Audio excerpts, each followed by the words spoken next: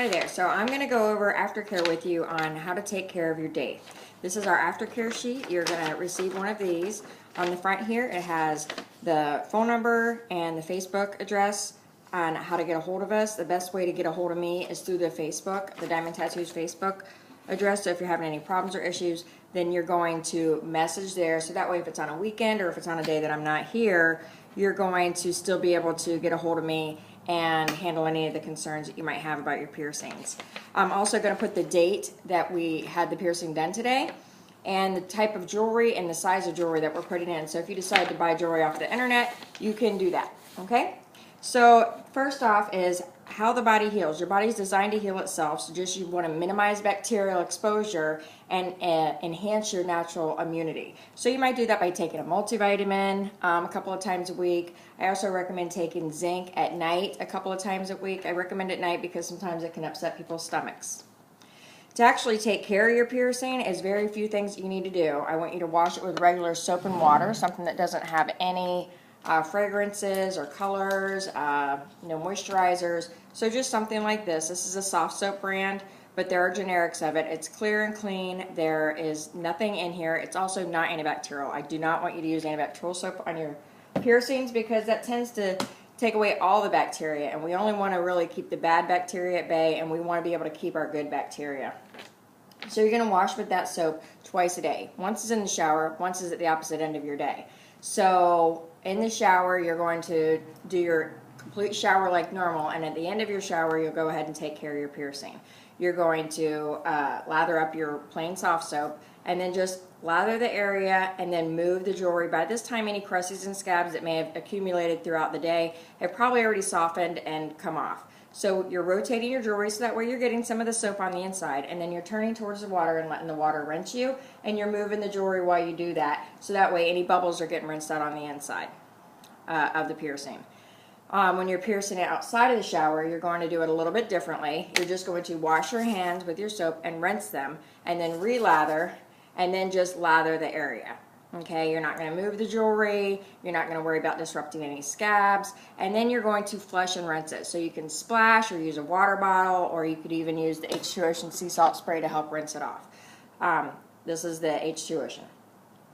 Alright, so the only other thing that I recommend doing for your piercing is the H2 Ocean sea salt spray. This has the beneficial bacteria in it, the lysozyme, and it's sterilized saline solution. What I have found is that when people use their own made-up saline solution with like sea salt and water, it ends up being just a little too harsh, and I notice a lot of excessive redness and swelling with those piercings. This tends to make your piercings feel better. So the small can is $10, and then the large can is $15. So you can make your decision on if you want to get that now or wait till later. If you find you're having a problem with your piercing, you can pick it up at any time. Almost every piercing salon carries this stuff because it's really good stuff.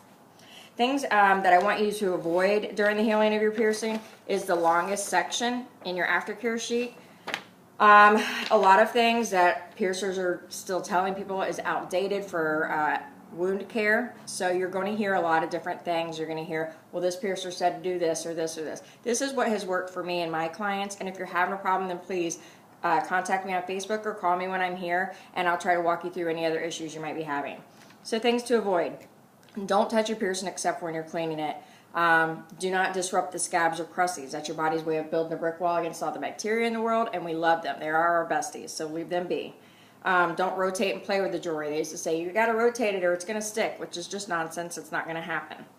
Don't use products like alcohol or peroxide, and don't use harsh cleansers like iodine or Hibiclens. And please do not use any kind of aftercare ointments like Neosporin or bacitracin. These are all great for first aid, and some will even work well on a skin abrasion, but this is a puncture wound and it goes in. And so as it's healing, the cells are very delicate, so we're not wanting to just destroy everything with new growth. So don't use any of those products. If you feel like your piercing is really starting to go downhill and you're really wanting to use those products, that's when you know it's time to get a hold of me. Go ahead and message me on Facebook. You can snap a picture of it. And like I said, just use the Diamond Tattoos Facebook page, and you can send me a picture of your piercing and say, I've been doing this and this and this, and I don't know what's happening. Can you help me? And I will try to walk you through what is going on. Some other things not to do is not to submerge into water. So like, yes, I want you to take a shower. I want you to clean it with fresh, clean water, but don't go swimming right away. Don't get in a hot tub. Don't go to the lakes and rivers. Oceans are pretty good for piercings, but still probably in the first couple of days I would stay out. Okay. The only thing specific that I have on here for ears is to change your pillowcases a couple of times a week. Our hair actually harbors a lot of bacteria even after we clean it. So our pillowcase does have a lot of bacteria built up. And the Daith, we don't worry about this too much, but if hair gets caught up in it regularly, I mean, which doesn't really happen with the Daith because it's so far in, then kind of wait to pull it out because you're essentially going to be picking your scabs. Okay, so there on the back of this, there's a couple of troubleshooting things that you can look over. And if I did not answer any of your questions, then go ahead and drop me a line and ask me a question. Thanks, bye.